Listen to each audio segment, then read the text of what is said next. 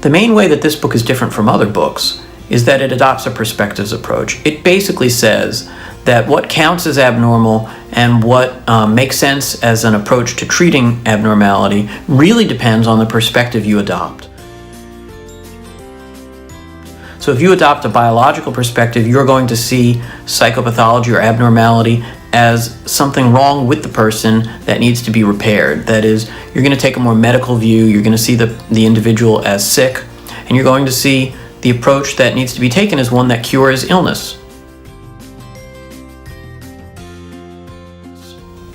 If you take a more psychological perspective, you might have a different point of view. You might sort of see abnormality having to do with how people think about things, maybe rooted in early relationships in their lives.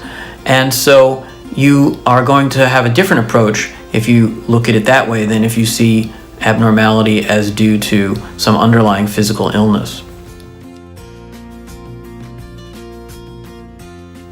And then, of course, if you take a more sociocultural perspective, you might say, well, I don't think it's either the psychological conflicts that people experience or some underlying disease process. Instead, what I think is going on is that people are facing social oppression.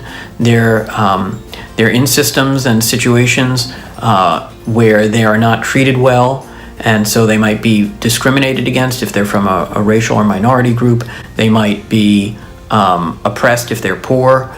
And so when they don't have access to resources, they experience emotional distress. And so the location of abnormality from a sociocultural perspective is outside the person. It's what's done to the person, as opposed to the origin being something inside the person, either psychologically or biologically, that's not functioning properly. Now, all of this matters quite a bit, because depending on the perspective you take, what you're going to do about it when somebody's having a hard time is going to be quite different. And this book tries to really cover that and give students a sense of that, so that they can start thinking for themselves about what their particular point of view on this material is.